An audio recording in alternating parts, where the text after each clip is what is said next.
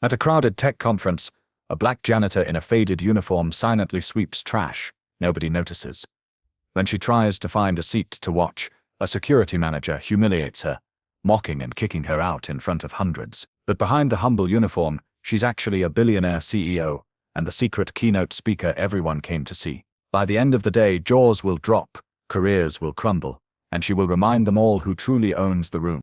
Before we find out what happens next, let us know in the comments where you're watching from, and if this story already has you hooked, smash that like button so more people see it. The grand hall of the Innovate Forward Tech Conference buzzed with an electric energy. Hundreds of people, dressed in sharp suits and designer dresses, filled the rows of chairs.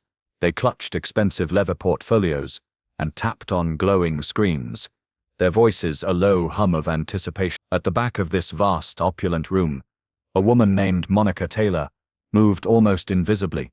She wore a simple, gray janitorial uniform, faded from countless washes. Her name tag, clipped to her pocket, simply read, "Star." With quiet efficiency, she swept stray bits of paper and dust into a long-handled pan, her movements practiced and methodical. No one paid her any mind. She was just part of the background, a ghost who kept the polished floors clean. Having finished her sweep of the main aisle, Monica felt a pull toward the stage. The opening keynote was about to begin, and she wanted to see it. She had a vested interest in the words that would be spoken from that brightly lit platform. Finding a quiet corner near the back wall, she carefully leaned her mop and broom against the cool plaster. A few empty seats remained in the very last row, far from the VIPs and the eager front benches. To her they looked like an invitation. She moved toward one, her soft-soled shoes making no sound on the plush carpet. She just wanted to sit, to listen, to observe for a few moments before her real work began.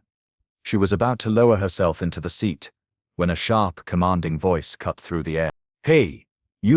Monica froze, halfway seated. A man was striding toward her, his chest puffed out, and his face set in a scowl. He was tall and broad, wearing a security manager's uniform that was crisp and impeccably pressed.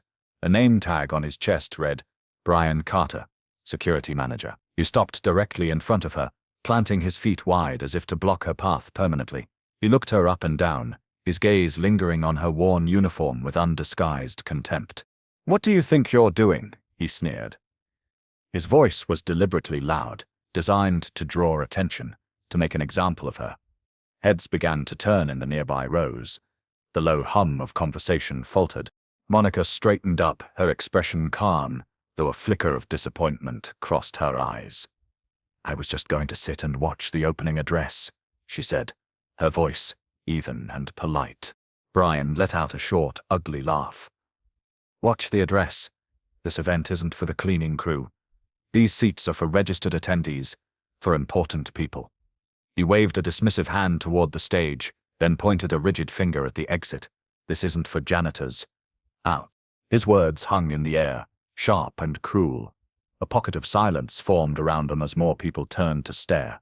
Some faces showed surprise, others a flicker of discomfort. A few people in the rows closest to the confrontation giggled nervously, a sound that was somehow sharper than Brian's own insult.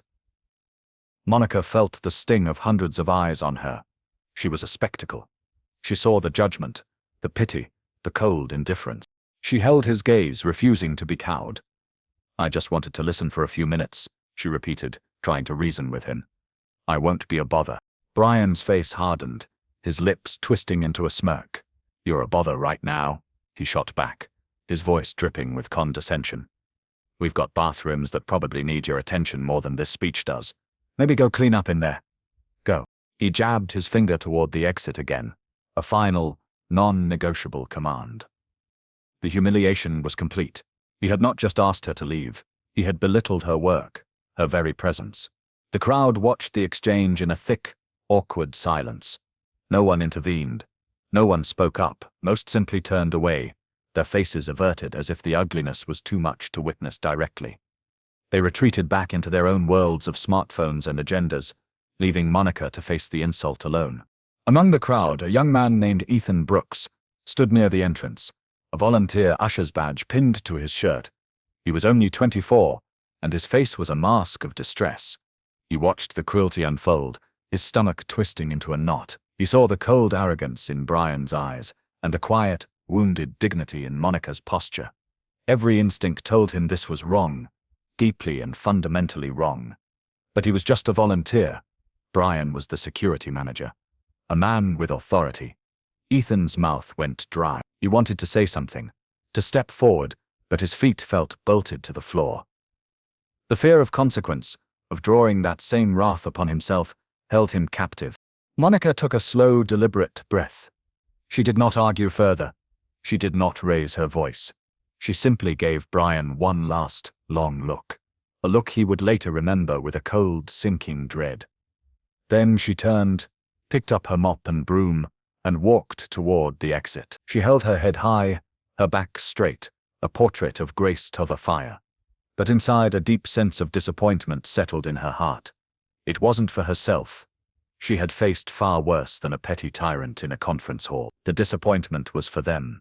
For the hundreds of people who saw a uniform, and not a person, for a culture that so easily dismissed the people who did the essential unseen work. She was disappointed in how quickly and completely status could blind people to simple human decency. As she pushed open the heavy door and stepped out of the hall, the sound of polite applause for the arriving host followed her out, a stark contrast to the scene of her public shaming. As the heavy doors swung shut behind Monica, a ripple of whispers spread through the rows of attendees. A few people exchanged uncomfortable glances, their brows furrowed. "That was harsh," someone muttered. "Did you see his face?" Another whispered to their neighbor. A woman with a speaker badge shook her head slightly, a look of distaste on her face. But these flickers of conscience were fleeting. The allure of the main event was far stronger than the call to stand up for a stranger. The great majority of the audience turned their attention back to the stage, their minds already shifting to keynote speeches, networking opportunities, and the promise of groundbreaking ideas. The brief, ugly incident was quickly forgotten, an inconvenient blip in an otherwise exciting day. Brian Carter, however, was not forgetting. He stood by the entrance, his chest puffed out, basking in the afterglow of his perceived victory. He felt powerful, in control. He had enforced the rules, maintained order, and put someone in their place. He turned to another security guard standing nearby, a triumphant smirk on his face. "Can you believe the nerve?" he bragged, his voice low but filled with self-satisfaction. "Some of these people think they can just wander in wherever they want." He chuckled, a dry, humorless sound. "You see that? These people are here to see a billionaire speak, and this janitor thinks she belongs in the same room. A billionaire wouldn't look like that." He gestured vaguely toward the door. Monica had just exited, the disgust in his tone evident. The other guard just nodded, not wanting to get on Brian's bad side. Brian felt a surge of pride. He had made his point, and no one had challenged him. He was the gatekeeper, the one who decided who was worthy and who was not. Meanwhile, Ethan Brooks, the young volunteer, was still rooted to his spot near the wall. He replayed the scene in his mind, Brian's sneering voice, Monica's calm but hurt eyes, the silent complicity of the crowd. A wave of shame washed over him, shame for his own inaction. He should have said something. He should have told the manager he was out of line. But the moment had passed, and the opportunity was gone. The risk had felt too big, his own position too small. He looked over at Brian, who was now laughing with another guard, and felt a deep sense of revulsion. The manager's arrogance was a poison, and Ethan had just watched it infect the entire room. The narrator's voice would linger on the profound weight of this moment. Here, in a hall dedicated to future technologies and forward thinking, a woman of immense power had just been humiliated by a man who knew nothing of her true identity. She was not just any woman. She was the very reason most of these people were gathered here today. The irony was thick and suffocating. The man who had just sneered about what a billionaire looked like had no idea he had just spoken to one. He had judged her by her simple clothes, by the mop in her hand, and in doing so had revealed his own profound ignorance. Outside the hall, Monica did not go far. She paused in a quiet, empty service hallway, the distant buzz of the conference a muted hum, the bright, sterile light of the corridor reflected off the polished linoleum floor. She leaned against the wall, the cool surface a comfort against her back. She closed her eyes for a moment, taking a deep, steadying breath. The hurt was there, a dull ache in her chest, but it was overshadowed by a steely resolve. The experiment was over. She had seen what she needed to see. This incident with Brian was not just an isolated moment of rudeness. It was a symptom of a deeper problem, a cultural sickness she was here to cure. She reached into the pocket of her faded gray uniform and pulled out a sleek, state-of-the-art smartphone. The device looked utterly out of place with her attire, a piece of the future held in the hand of someone who had just been treated like a relic of the past. Her thumb moved swiftly across the screen, her fingers tapping out a short, precise message. It was time to end the charade. It was time to remind everyone in that building, especially Brian Carter, who she was. The quiet observer was done observing. The janitor was about to become the boss. The charade had begun much earlier that morning, long before the sun had risen over the city. In the penthouse suite of a 5-star hotel, Monica Taylor had stood before a full-length mirror, not in a power suit, but in the humble gray uniform of a janitor. The uniform was clean but deliberately worn, a perfect costume for her undercover role. She adjusted the simple collar, her reflection showing a woman whose calm eyes held a universe of experience. This was an intentional act, a ritual she performed before any major company event she sponsored. Monica Taylor was not just a successful businesswoman, she was a titan. Her company, Taylor Quantum Systems, was a leader in artificial intelligence, with revolutionary applications in national defense and cutting-edge healthcare. Her net worth was measured in billions. She could have arrived at the conference with a full entourage, stepping out of a black car to a flurry of camera flashes. But that was not her way. Her power was not something she needed to display. She preferred to witness the world when it wasn't performing for her, to see the unvarnished truth of how people behaved when they believed no one important was watching. This deep-seated need for authenticity was a legacy from her late mother. Years ago, before the billions and the accolades, Monica's mother had been a cleaning lady. She had worked nights scrubbing floors and emptying trash cans in silent, empty office buildings. Monica remembered the stories her mother told. Stories of being ignored, of being treated as invisible, of the occasional surprising kindness from a late working employee. Her mother had taught her that a person's true character is revealed in how they treat those who can do nothing for them. It was a lesson Monica had tattooed on her soul. Now, by donning the same kind of uniform her mother once wore, she honored that memory. She forced herself to walk in those same shoes, to never forget where she came from, and to never lose sight of the people who were so often overlooked. As she calmly walked the service halls of the conference center that morning, she was a ghost collecting data. She observed everything. She saw the kitchen staff working with frantic precision, the maintenance workers checking electrical panels, the other janitors quietly going about their duties. She noted the polite nods and small smiles from some of the staff, the genuine warmth in their brief interactions. But she also saw the other side. She saw mid-level managers who barked orders without making eye contact, event coordinators who spoke with condescending tones, and security personnel who carried themselves with an air of unearned superiority. She had seen Brian Carter earlier that morning, long before their confrontation. She had watched him belittle a food service worker for being 5 minutes late with a coffee delivery. She had heard him speak rudely to a young volunteer who had asked a simple question. Each incident was a data point, painting a clear picture of the man's character.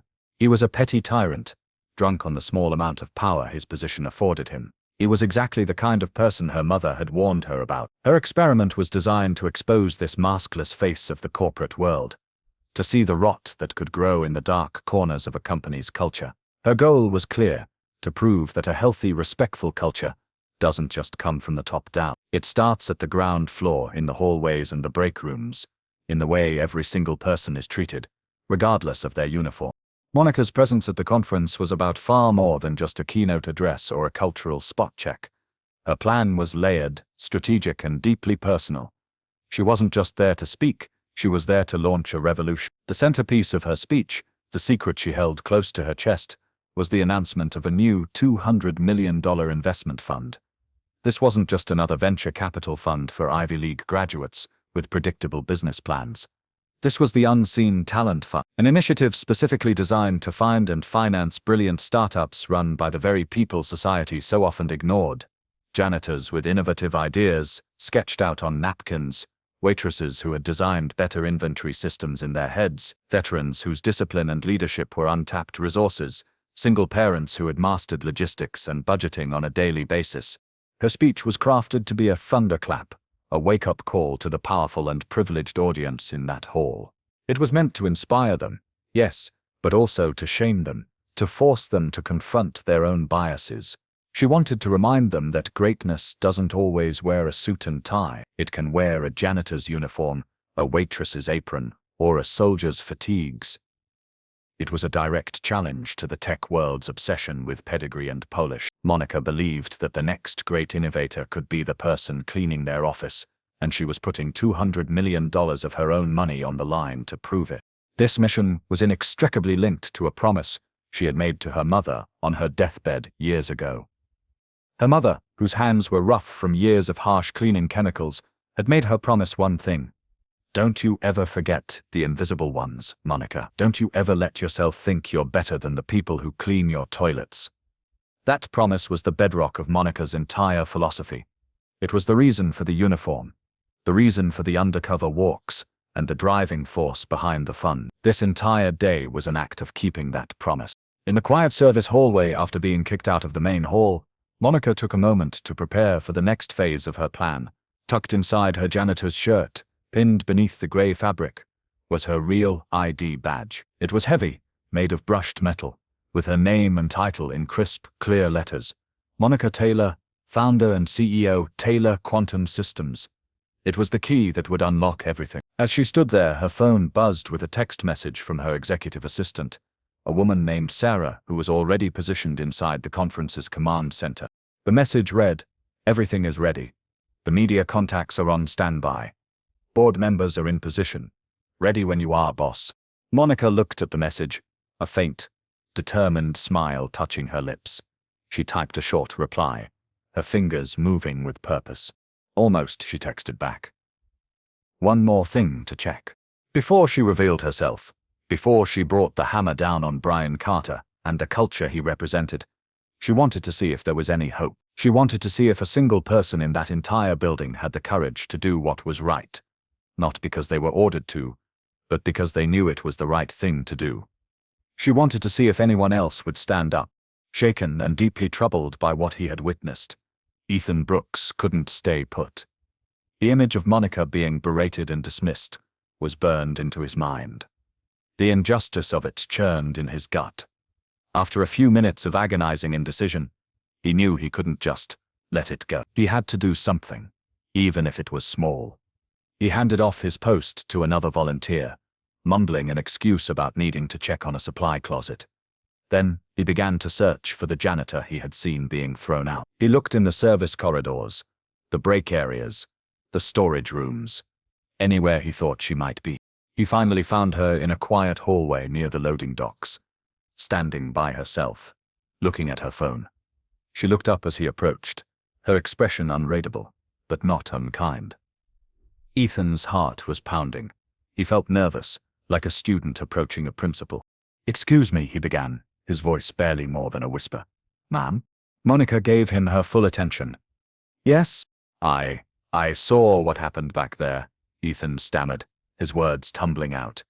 "With the security manager, I just wanted to say, I'm so sorry. That was completely wrong. No one should be treated like that." He looked at the floor, then back at her face, his own eyes filled with genuine remorse. "I should have said something, but I froze, and I'm sorry for that too." Monica studied the young man's face. She saw no hidden agenda, no attempt to gain favor. She saw only sincere regret and a strong moral compass. A small, almost imperceptible wave of relief washed over her.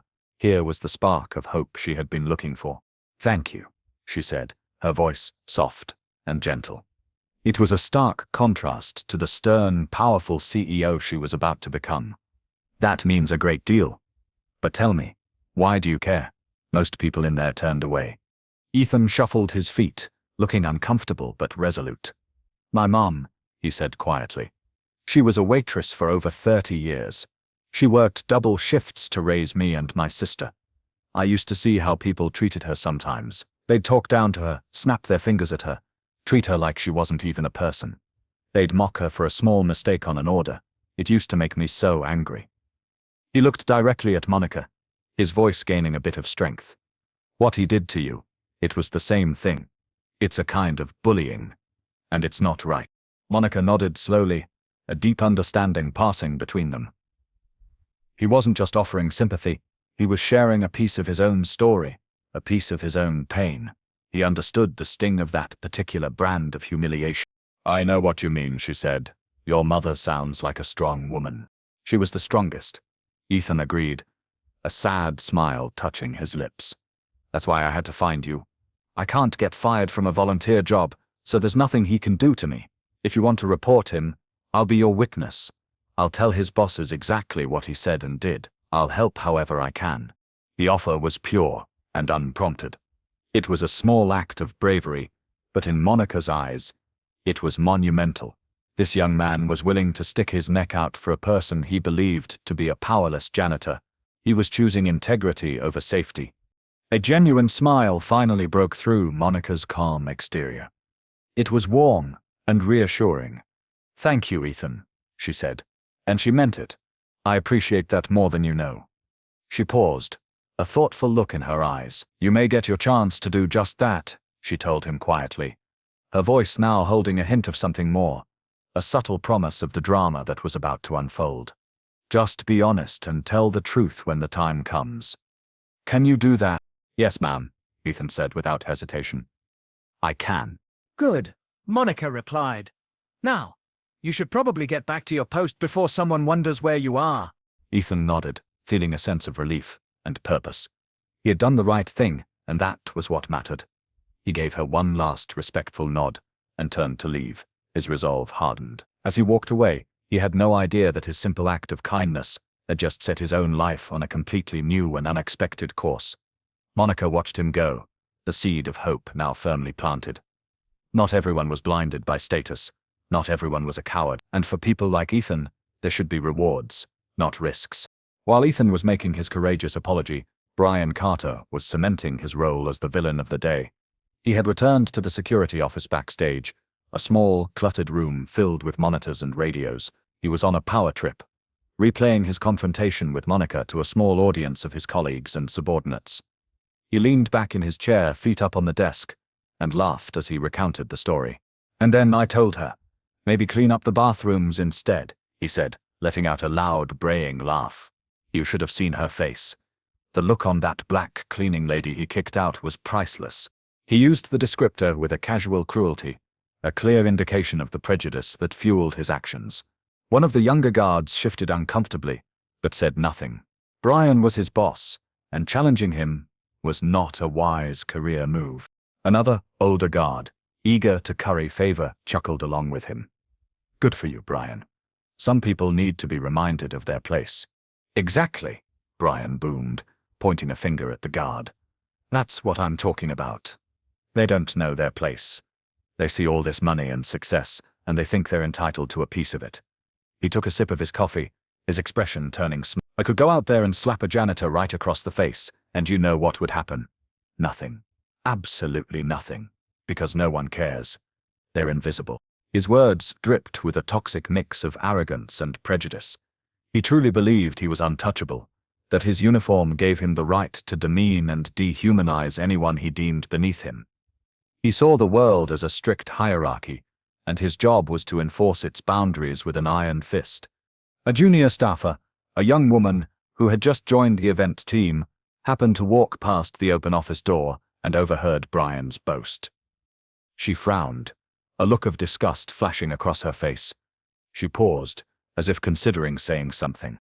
Brian noticed her hesitation and immediately turned his glare on her. "Got a problem?" he asked, his voice sharp and challenging. The young woman's face paled slightly. She shook her head quickly. "No, sir, no problem." "Good," Brian said, his voice lowering into a menacing tone. "Don't get soft. This is how the world works. There are people who matter, and there are people who don't. Our job is to protect the ones who matter." He turned back to his audience in the office. Satisfied that he had quashed any potential dissent, the young woman hurried away, her head down, the ugly words echoing in her ears. The atmosphere Brian created was one of fear and intimidation, where kindness was seen as weakness and cruelty was framed as strength. Meanwhile, Out in the main hall, hundreds of guests continued to stream in. They took their seats, opened their programs, and chatted excitedly about the keynote speaker they were all about to hear from. They were completely unaware that the man in charge of their security, the man who believed he owned the place, was a ticking time bomb of hate, about to be exposed in the most public and humiliating way imaginable. Back in the quiet hallway, Monica's brief moment of hope, after speaking with Ethan, had solidified into cold, hard resolve. The time for observation was over. The time for action had arrived. She found an even more secluded alcove, a small space between a humming vending machine and a stack of stored banquet chairs. Here, she could make a call without being overheard. She dialed a number from her contacts, a direct line to her executive assistant, Sarah. The phone was answered on the first ring. "Sarah," Monica said, her voice a model of composure. There was no anger, no hint of the humiliation she had just endured. Her tone was gentle, but underneath it lay a foundation of pure steel. It was the voice of a general on the eve of a decisive battle. "Boss, I'm here. What's the word?" Sarah's voice was crisp and efficient on the other end of the line. "Phase 2 begins now," Monica instructed calmly. "I want you to execute the following commands immediately. First, freeze the conference expense account that Brian Carter controls. All of it. He won't be able to buy a cup of coffee with it in 5 minutes." There was a brief pause on the other end. "Done," Sarah replied, the sound of furious typing in the background. "His access is being revoked as we speak." "Second," Monica continued, her eyes fixed on her own reflection in the dark glass of the vending machine. "Call every member of the Taylor Quantum Systems board who is present at this conference. Tell them it's a Code Indigo situation. I need them to meet me in Executive Meeting Room 31 in exactly 20 minutes. No exceptions, no delays." "Understood," Sarah said, her voice now holding a note of stunned urgency. A Code Indigo was reserved for the most critical, time-sensitive corporate crises. "They'll be there." "Third," Monica said, taking a slow breath. "That list of select media representatives we have on standby, the ones from the major news outlets, contact them. Tell them there's an exclusive, unscheduled press briefing with me in the same room, room 30. Tell them it involves a major announcement about corporate culture and accountability. They will want to be there." "Wow," Sarah breathed. "Okay, sending the invitations now." "Good," Monica finished. "I'll see you there." She ended the call and slipped the phone back into her pocket. For a long moment, she just stood there, looking at her distorted reflection in the machine. She saw the gray uniform, the tired-looking woman staring back at her, but behind that facade, she felt the immense weight of the power she was about to unleash. A soft sigh escaped her lips. It was not a sigh of sadness or fatigue, but of resignation. She had hoped for a day of inspiration, of quiet observation. Instead, she had been forced into a day of reckoning. The time for the janitor was over. The time for the CEO had come. The great reveal was just minutes away. The pieces were now moving into place, orchestrated by Monica's quiet commands. The trap was being set with silent, swift precision. Monica's next move was to find Ethan. She located him at his post near the main entrance, his face still etched with a worried expression. She approached him quietly. "Ethan," she said, her voice low and direct. He turned, surprised to see her again. "Ma'am, is everything all right?" "Everything is about to be," she replied, a hint of steel now clearly audible in her voice. "I have a task for you, if you're willing. It's important." "Of course," he said immediately. "Anything." "I need you to go to the security office," Monica instructed, her eyes holding his. "I need you to find Mr. Carter. You will tell him that he and his immediate supervisory staff are requested in Executive Meeting Room 30. You will tell him the request comes directly from the keynote speaker's team." Ethan's eyes widened slightly. He was being asked to face the man who had caused all this trouble, but Monica's confident demeanor gave him strength. "What's it about?" he asked, his curiosity piqued. "He'll think it's about new security protocols for the speaker," Monica said, anticipating Brian's arrogant assumptions. "Just deliver the message. Can you do that?" Ethan nodded, a new sense of purpose filling him. "Yes, I can." "Good. Go now." As Ethan hurried off, his heart beginning to pound with a mixture of fear and anticipation, Monica made her own way towards room 31. She took a back elevator, one reserved for staff, and rode it up to the 3rd floor. When she arrived, the room was already occupied. Her executive assistant, Sarah, was there, tablet in hand, checking off a list, and seated around the long, polished mahogany table were 6 men and women. The board members of Taylor Quantum Systems. They were some of the most powerful people in the tech industry, and their faces were etched with confusion and concern. A code indigo was unheard of. Downstairs, Ethan found Brian Carter in the security office, still holding court. Ethan took a deep breath and stepped into the doorway. "Mr. Carter?" Brian looked up, annoyed by the interruption. "What is it?" "Sir, I have a message," Ethan said, keeping his voice steady. "You and your supervisors are requested in room 31 immediately. The request is from the Keynote speakers team." Brian's expression shifted from annoyance to smug satisfaction. He smirked. Of course the Keynote speakers team wanted to see him. They probably wanted to praise him for his tight security, or give him new, important orders. "About time," he said, swinging his feet off the desk. "All right, you heard him," he barked at the other guards. "Let's go. Try to look professional." Brian strode out of the office, leading his small entourage, with Ethan trailing behind. As they walked toward the elevator, Brian glanced at Ethan.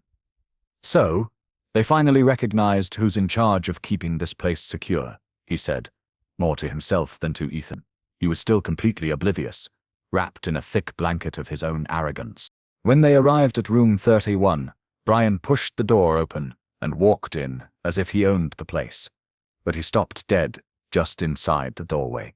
His smirk vanished, replaced by a look of utter confusion. He saw the stern faces of the board members. He saw the journalists with their cameras at the ready. This was not a meeting about security protocols. His arrogant posture deflated slightly. He glanced around the room, his eyes searching for an explanation, a flicker of uncertainty finally breaking through his hard exterior. At that exact moment, down in the vast, crowded main hall, the lights dimmed. A spotlight hit the stage. The conference host, a charismatic man with a booming voice, walked to the center of the podium. A hush fell over the audience. The moment everyone had been waiting for had arrived. He paused for dramatic effect, letting the anticipation build. The crowd leaned forward in their seats, their faces upturned and expectant. "Please join me in giving a massive Innovate Forward welcome to the founder and CEO, Ms. Monica Taylor." A wave of applause erupted through the hall, but it was mixed with a collective, audible gasp. Whispers spread like wildfire. "Taylor? I thought the CEO was a man. Monica Taylor? I've never seen a picture of her." The name itself was legendary, but the person was a mystery, famously private and rarely photographed. Upstairs in room 301, the host's announcement was being piped in through a speaker system. The name, Monica Taylor, hit Brian Carter like a physical blow. A chilling stillness fell over him. The color drained from his face, leaving it a sickly pale gray. Ethan watched Brian's reaction with a kind of detached awe. He saw the man's entire world crumbling in a single, silent moment. The arrogant, puffed-up security manager was gone, replaced by a hollowed-out shell of a man, his face a mask of pure, unadulterated shock. Then, the door to the adjoining private office opened. A figure stepped into the room. It was the janitor. But she was no longer a janitor. The faded gray uniform was gone, replaced by an elegant dark blue power suit that fit her perfectly. Her hair was no longer tucked under a simple cap, but styled impeccably, and pinned to the lapel of her suit, gleaming under the bright lights of the meeting room, was a heavy metallic name badge. It read, Monica Taylor, founder and CEO. She walked into the center of the room, her presence commanding absolute attention. A profound, deathly silence gripped everyone present. The board members stared, stunned. The journalists raised their cameras, their instincts screaming that this was the story of a lifetime. Brian Carter looked as if he had seen a ghost. His jaw, which had been hanging slightly open, was now fully agape. He stumbled back a step, his eyes wide with dawning, horrific realization. The woman he had mocked, belittled, and thrown out of the hall was Monica Taylor. The trap hadn't just been sprung, it had snapped shut with devastating force. Monica Taylor stood in the center of the room, the silence her orchestra, She let the weight of her presence settle over everyone before she spoke. Her gaze swept across the room, past the stunned board members, past the eager journalists, and finally landed, with unnerving precision, on Brian Carter. "Good afternoon, everyone," she began, her voice calm and measured, yet carrying an undeniable authority that filled every corner of the space. "For those of you who I haven't had the pleasure of meeting, my name is Monica Taylor. I am the founder and CEO of Taylor Quantum Systems, the primary sponsor of this conference." She paused, letting the words sink in. She then turned her full attention back to Brian, whose face was now slick with a sheen of cold sweat. "Mr. Carter," she said, her tone remaining level, almost gentle, which made it all the more terrifying. "You and I have met before. Just a short while ago, in fact. Downstairs, I was the woman in the janitor's uniform." A collective intake of breath came from the board members. Their eyes darted from Monica to Brian, the story clicking into place with horrifying clarity. Brian stammered, his mind racing for an excuse, a denial, anything. It was a misunderstanding," he sputtered, his voice weak and cracking. "I was just doing my job. Security protocols." Monica held up a hand, and he fell silent immediately. "My company has invested over $3 million to sponsor this event," she continued, her voice cutting through his feeble excuses.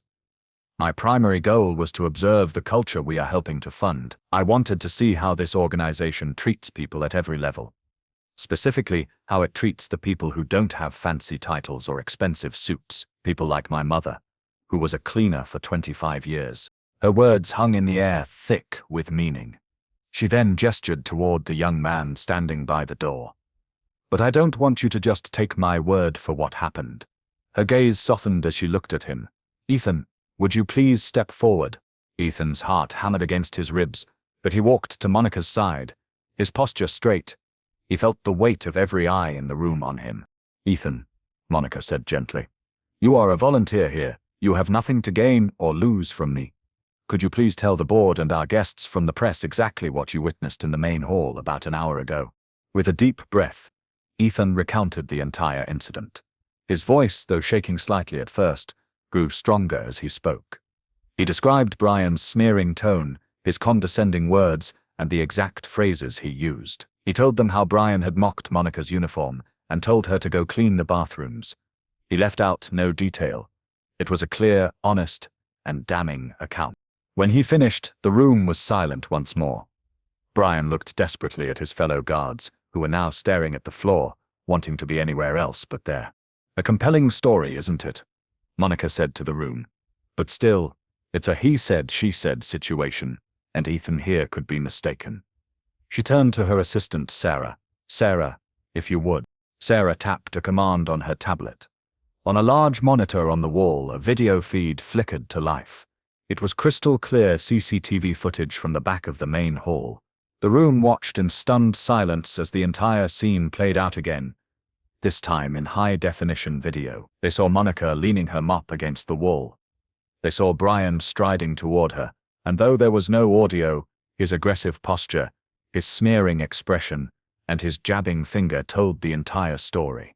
The footage was undeniable, irrefutable proof. The trap had closed. Brian Carter stared at the screen at his own ugly actions played back for the world to see. There were no more excuses. There was no more room to lie. He had walked into the execution chamber of his own making, and the axe was about to fall. Monica let the final image on the screen, Brian pointing dismissively at her, hang in the air for a long, damning moment. Then, with a quiet click, Sarah turned the monitor off. All eyes swung back to Monica, who now stood as judge, jury, and executioner. She turned to Brian, her expression no longer gentle. It was cold, hard, and final. "Mr. Carter," she said, her voice dropping to a low, intense level that cut through the silence. "My company's code of conduct is built on one simple principle: dignity. Respect for every individual, regardless of their station or their uniform. You have shown today that you not only fail to understand that principle, you actively work against it. You have created a toxic environment of fear and prejudice. You have brought shame upon this conference and upon my company's name, which is sponsoring it." Brian began to plead, his voice choked with desperation. "Ms. Taylor, Please. I made a mistake. A terrible mistake. I can change. I'll do anything. I have a family. A mortgage. His words tumbled out. A pathetic, desperate litany. He was no longer the proud, arrogant manager. He was a broken man begging for his job. Monica listened, her face unmoving, a mask of stone. She let him finish his frantic appeal, and when he trailed off into a choked sob, she delivered the sentence. Effective immediately, you are fired, she stated. The words were simple, direct, and utterly devastating. They landed in the dead, silent room with the force of a gavel strike.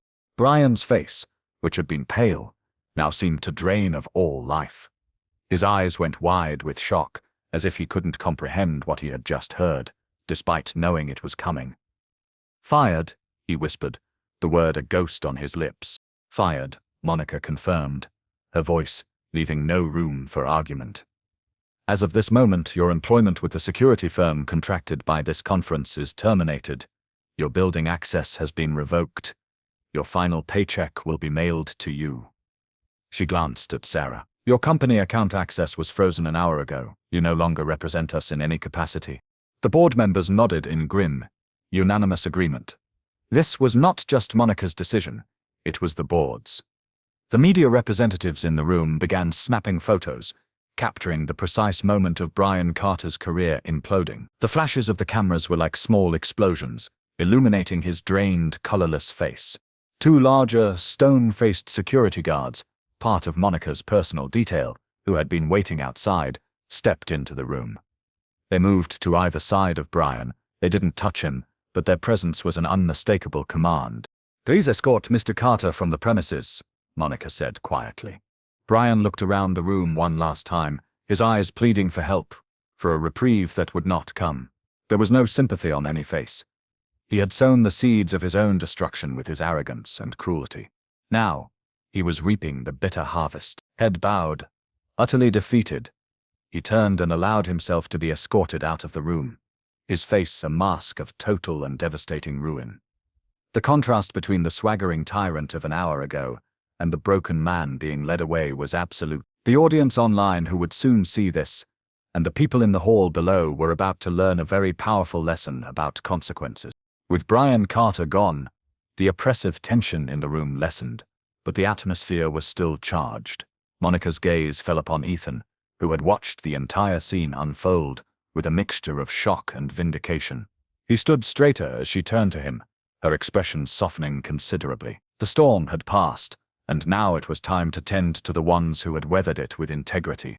Monica addressed the entire room, the board, the media, her staff.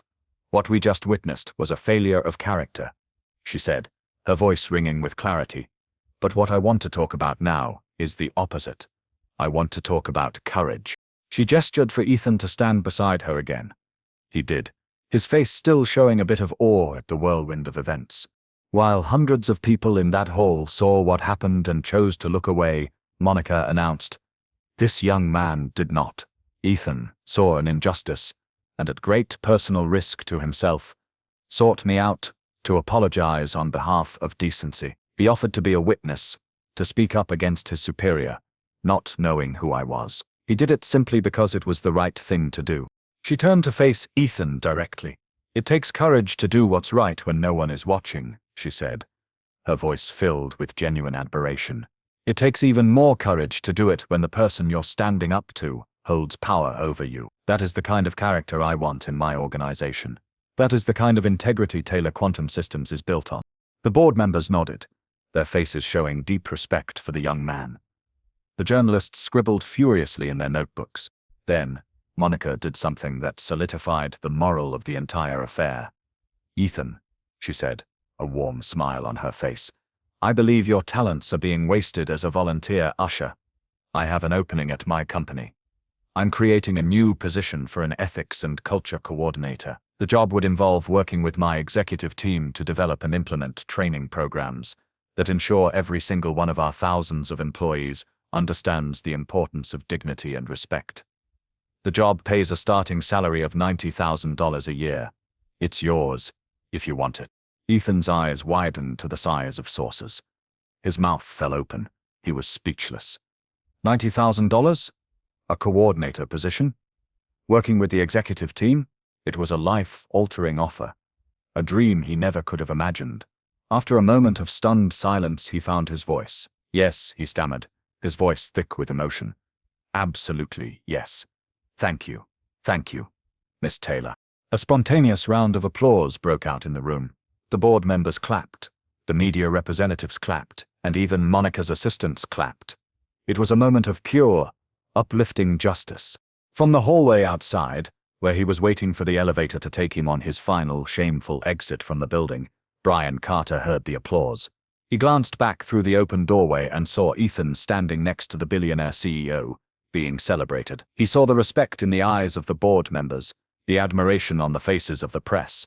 In that single crushing moment, he saw the perfect, devastating symmetry of it all.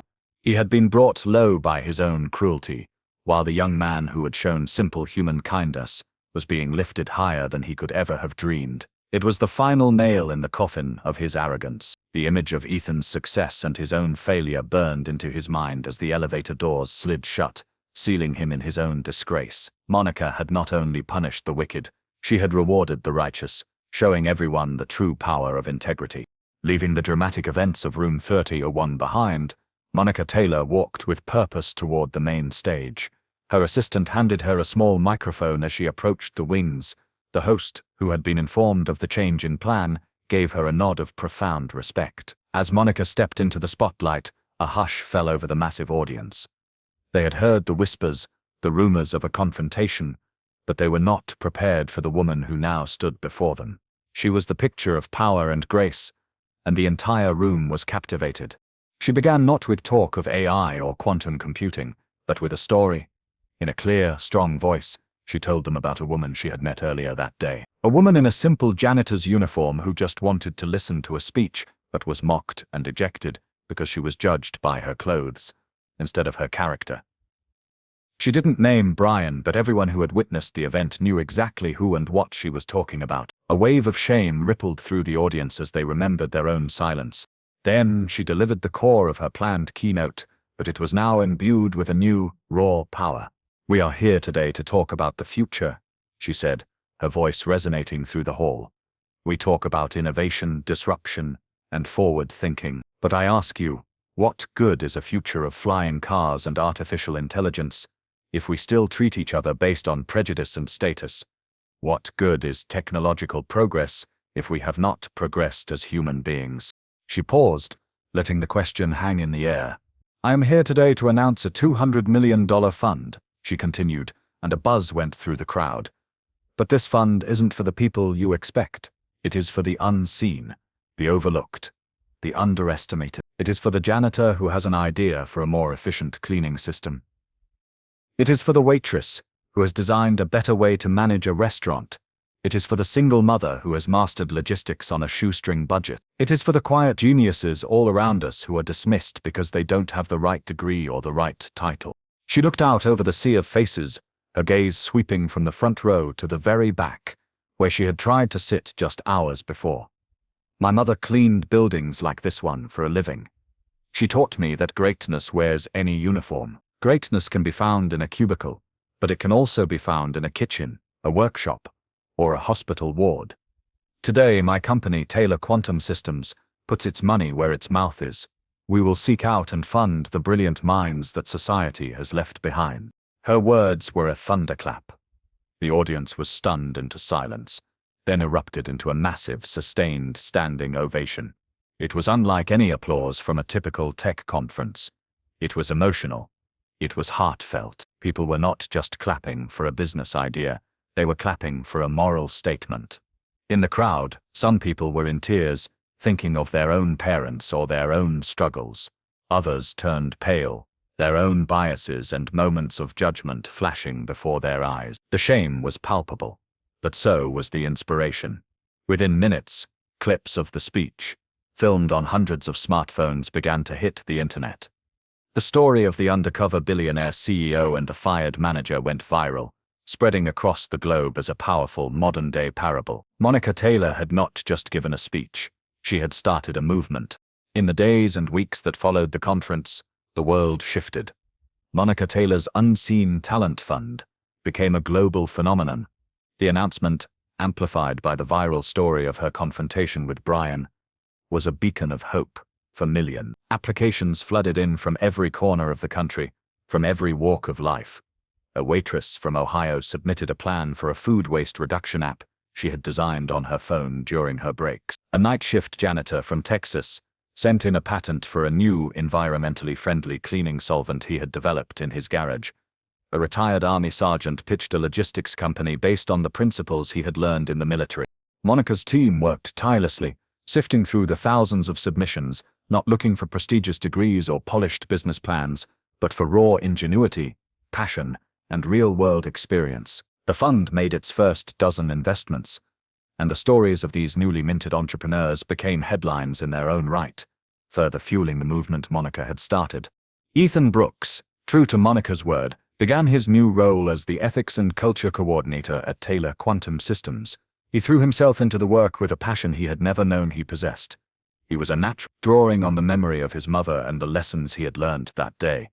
He developed training programs that were not about corporate jargon, but about simple human empathy. He traveled to different company sites, talking to everyone from senior executives to cafeteria workers, ensuring that the principle of dignity was not just a poster on the wall, but a lived reality. He was happy, fulfilled, and making a real difference. And Brian Carter? He faded into obscurity. The viral nature of his public firing made him unemployable in the security industry, or any industry, for that matter. His name became a cautionary tale, whispered in corporate break rooms, a synonym for the kind of arrogance and prejudice that could lead to a swift and brutal downfall. He lost his house, his car, and the respect of everyone who knew him. He had built his identity on a foundation of petty power, and when that was stripped away, there was nothing left. One quiet afternoon, long after the media frenzy had died down, Monica Taylor drove to a simple, peaceful cemetery on the outskirts of the city.